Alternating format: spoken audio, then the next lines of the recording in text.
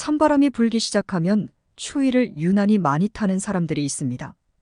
아무리 내복을 껴입고 두꺼운 패딩을 입어도 몸이 차가워 유독 겨울을 힘들어하는 경우도 있습니다. 이런 사람들은 따뜻한 집에 들어와도 손끝이 차고 쉽게 녹지 않아 불편함을 겪곤 합니다. 이러한 증상을 추위과민증 혹은 냉각과민증이라고 합니다. 추위를 느끼지 않을 온도에서도 신체 특정 부위가 차고 시림을 느끼거나 날씨가 추워지면 더 극심한 오한을 느끼는 증상을 뜻합니다. 지금부터 추위를 잘 타는 원인과 해결 방안은 무엇인지 살펴보도록 하겠습니다. 첫 번째 원인은 혈액순환 장애입니다. 혈액순환은 몸의 열을 규칙적으로 분배하고 유지하는 중요한 역할을 합니다. 추위가 신체 온도를 떨어뜨릴 때 혈관이 수축하고 혈류가 감소합니다. 이렇게 하여 열이 몸의 표면으로 빨리 손실되는 것을 방지합니다. 그러나 이러한 혈관 수축은 손과 발을 포함한 신체 부위의 혈액 공급을 줄일 수 있으며 이로 인해 추위를 느끼게 됩니다. 한의학에서는 모든 병이 냉기에서 시작된다고 봅니다. 그래서 아침에 일어나서 찬물 대신 미지근하거나 따뜻한 물을 마시는 것부터 시작하라고 권합니다. 이렇게 체온을 따뜻하게 유지하는 생활 습관은 나이가 많고 기초 체력이 약할수록 더욱 중요한 습관입니다. 두 번째 원인은 뱃살입니다. 지방 조직은 에너지 대사 및 열 생산에 참여합니다. 지방은 에너지를 저장하는 역할을 하고 에너지 대사 과정 중 열을 생성합니다. 따라서 지방 조직이 충분한 양에 있는 경우 이는 몸의 열 생성 능력을 높일 수 있습니다.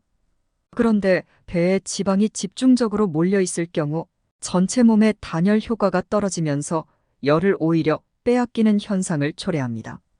미국 펜실베니아대 연구팀이 체지방량이 같아도 배에 지방이 많은 사람이 추위에 훨씬 취약하다는 결과가 이를 뒷받침해 줍니다. 때문에 밥, 빵, 국수, 과자 등과 같은 정제 탄수화물과 포화지방이 많이 들어간 음식을 피하는 것이 좋습니다. 세 번째 원인은 근육 부족입니다. 근육은 열을 생성하고 유지하는 데 중요한 역할을 합니다. 근육은 에너지 대사를 촉진하는 데 도움을 줍니다. 높은 에너지 대사율은 몸이 열을 생성하고 유지하는 데 도움을 줄 수 있습니다. 따라서 근육을 많이 갖고 있는 사람들은 더 높은 에너지 대사율을 가지고 있어 열을 생성하는 데 유리합니다. 근육은 움직이는 동안 열을 생성합니다. 근육 수축은 에너지를 사용하며 이 과정에서 열이 발생합니다. 그래서 근육이 더 많은 사람들은 신체 온도를 유지하기 위해 더 많은 열을 생성할 수 있습니다. 네 번째 원인은 갑상선 기능 저하증입니다. 갑상선 기능 저하증은 갑상선이 충분한 양의 갑상선 호르몬을 생산하지 않는 상태를 나타냅니다. 이러한 상태에서는 대부분의 대사 과정이 둔화되며 이는 추위를 느끼게 만드는 요인 중 하나일 수 있습니다. 갑상선 호르몬은 대사를 촉진하고 에너지 소비를 증가시키는 역할을 합니다. 갑상선 기능 저하증의 경우 갑상선 호르몬의 부족으로 인해 신체 대사율이 감소하며 열 생산이 충분하지 않을 수 있습니다. 이로 인해 추위를 더 뚜렷하게 느낄 수 있습니다. 갑상선은 체온 조절에도 영향을 미칩니다. 갑상선 호르몬은 신체 온도를 균형 있게 유지하는 데 중요한 역할을 합니다. 갑상선 기능 저하증은 체온 조절 능력을 약화시킬 수 있으며 이로 인해 추위를 감지하는 데 어려움이 있을 수 있습니다.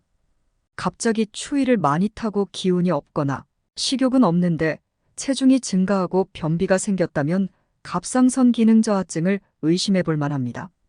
마지막 다섯 번째 원인은 빈혈입니다. 빈혈은 혈액 내의 산소 수송 능력이 저하되는 상태를 나타냅니다. 빈혈은 혈액 내의 헤모글로빈 수준이 낮아지면서 산소 운반 농도가 감소하는 상태입니다. 산소가 충분히 운반되지 않으면 신체의 여러 부분, 특히 손과 발에 충분한 산소가 공급되지 않을 수 있습니다. 이로 인해 손과 발이 추위를 느끼게 되며 추위 느낌이 빈혈의 주요 증상 중 하나일 수 있습니다. 빈혈은 대사율을 감소시키는 경향이 있습니다. 낮은 대사율은 몸이 열을 생성하는 데 어려움을 줄 수 있어 추위를 더 잘 느끼게 합니다. 이제까지 추위를 많이 느끼는 5가지 원인에 대해 알아보았습니다. 일반적으로 나이가 들면 피부, 혈관, 근육 등의 변화가 생기며 노화의 증상으로 추위를 더 많이 느끼는 경우가 빈번합니다. 지금부터는 추위 과민증에 도움이 되는 영양소와 음식에 대해 설명드리겠습니다. 첫 번째는 유제품입니다. 우유 제품은 칼슘과 비타민 D를 공급하며 뼈 건강에 좋습니다. 뼈 건강이 좋아지면 추위 과민증 증상을 완화할 수 있습니다. 두 번째는 영양가 있는 곡물입니다. 곡물은 에너지를 공급하고 체온을 유지하는 데 도움을 줄 수 있습니다. 영양가 있는 아침 식사를 포함하여 오트밀, 귀리, 퀴노아, 무화과와 같은 곡물을 섭취하세요. 세 번째는 비타민 D입니다. 추위 과민증과 관련된 칼슘 및 뼈 건강을 지원하는 데 필요한 비타민 D를 보충하세요. 비타민 D는 일부 음식에는 적게 함유되므로 보조 영양제를 고려할 수 있습니다. 네 번째는 따뜻한 음료입니다. 추위를 겪을 때는 따뜻한 음식을 섭취하는 것이 즉각적인 효과를 가져옵니다. 스프, 차, 커피, 핫초콜릿 등을 포함하여 따뜻한 음식과 음료를 즐기세요. 다섯 번째, 항산화제가 풍부하게 함유된 과일과 채소입니다. 항산화제는 면역 체계를 강화하고 추위로 인한 염증을 줄일 수 있습니다. 따라서 신선한 과일과 채소를 다양하게 섭취하세요. 여섯 번째, 생강입니다. 생강은 신체 열 생산을 촉진하고 추위로부터 보호할 수 있는 열원으로 알려져 있습니다. 생강차를 마시거나 음식에 추가하여 추위 과민증을 관리하세요. 일곱 번째, 영양 가득한 지방입니다. 건강한 지방, 특히 오메가3 지방산을 함유하는 식품은 열 생산을 돕고 염증을 감소시키는 데 도움을 줄 수 있습니다. 견과류, 씨앗, 어류와 같은 식품을 섭취하세요. 마지막 여덟 번째, 철분입니다. 철분은 혈액에 산소 운반 덧불인 헤모글로빈을 형성하는 데 필요합니다. 추위 과민증 증상을 완화하기 위해 철분 함유량이 충분한 식품을 섭취하세요. 음식을 섭취하는 것도 좋지만 꾸준한 운동과 건강한 생활 습관도 중요합니다.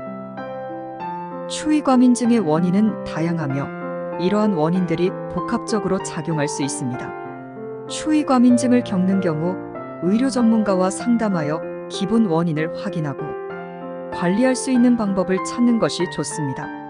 실제 우울증 환자는 무력감을 자주 느끼며 이로 인한 활동 부족과 운동 부족으로 인해 추위를 느끼는 신체적 문제를 야기한다고 합니다. 마음의 건강은 몸의 건강과 연결되어 있다라는 말이 있듯이 이번 겨울은 자신의 내면을 강하게 하고 주변 사람들과 온기를 나누며 따뜻하시길 바라겠습니다. 오늘도 영상 시청해 주셔서 감사합니다.